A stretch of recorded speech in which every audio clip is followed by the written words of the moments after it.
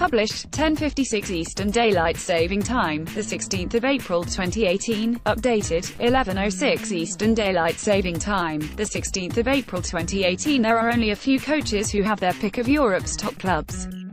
Pep Guardiola, Carlo Ancelotti, Antonio Conte, maybe Jose Mourinho. And now, it seems, Thomas Tuchel. Tuchel is yet to enjoy the success of those named above, and yet the young German coach is as coveted as any of them. Just weeks after turning down Bayern Munich, the man who has no more than a single German Cup win to his name looks set to take the reins at Paris Saint-Germain. The 44-year-old has agreed a 2-year deal at the Parc des Princes, and will take over from Unai Emery this summer, Sport Buzzer reported this week. If true, it is quite a coup for PSG, who would have beaten not just Bayern, but also Chelsea and Arsenal in the race to hire Tuchel. Paris Saint-Germain have seemingly beaten a series of top clubs to Thomas Tuchel's signature. The master tactician only has one major honour to his name as a manager, the German Cup. But is the German really all he is cracked up to be? Is he really the man to finally get the best out of PSG's crudely assembled troupe of expensive superstars? Since he left Borussia Dortmund under a cloud at the end of last season, Tuchel has spent a year on sabbatical, and his name has been thrown into the mix whenever a position opens up among Europe's elite.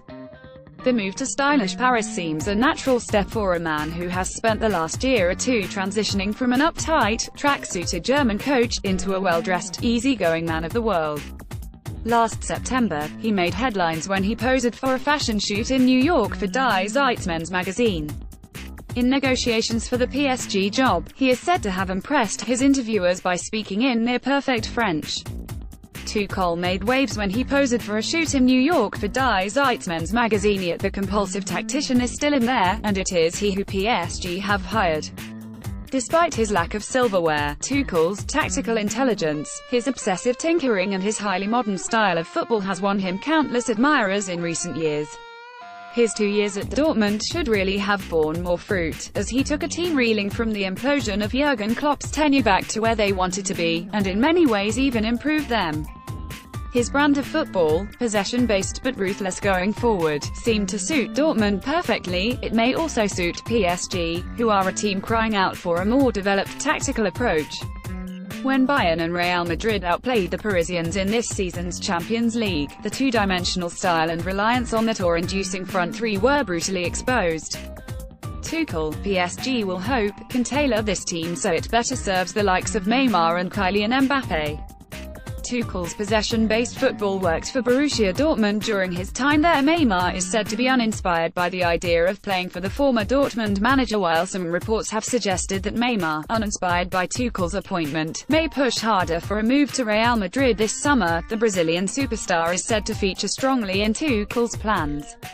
Whereas Edinson Cavani may be moved on, Tuchel wants to base this team around its €222 million £191 million man, and back him up with a more cohesive midfield unit. That, according to some reports, may see him target midfielders such as Julian Weigl and N'Golo Kante in the summer window. If PSG can persuade Neymar to stay, there is a good chance that Tuchel will get the best out of him. Though he has never coached superstars of that size, he had a good record at Dortmund of keeping his divas on side. Uruguayan forward Edinson Cavani is expected to be moved on by the 44-year-old, but there are reasons to hope that he will be able to get the best out of Neymar at PSG. He got the most out of Pierre-Emerick Aubameyang, affording the striker enough trust and freedom without being too lenient. In fact, Tuchel had a better relationship with Dortmund's more glamorous names than he did with his more grounded, on-field leaders such as Marcel Schmelzer. His arrival at PSG may also be good news for PSG's German stars. Julian Draxler and Kevin Trapp have struggled to secure a place in the starting lineup under Emery, and will hope that their compatriot may offer a change in fortunes. The big concern, as ever with Tuchel, is less his relationship with the players and more that with his employers. At both Mainz and Dortmund, Tuchel left with emotions running high, as trust between him and the club hierarchies completely imploded. Already, there are conflicting reports about Tuchel's relationship with PSG sporting director Antero Henrique. The Equipe have suggested that Henrique had favoured hiring Sergio Conceição, and is now so furious that his Qatari bosses overruled him that he is thinking of leaving the club this summer. Other reports have dismissed this, claiming that Henrique was the man to open discussions with Tuchel. Chelsea midfielder N'Golo Kante is expected to be a target for Tuchel and PSG this summer. Kylian Mbappé is another player that Tuchel will be hoping to improve for the Parisians. Whatever the reality, any sign of disharmony should ring alarm bells with the Qatar Sports Investment Group who run PSG.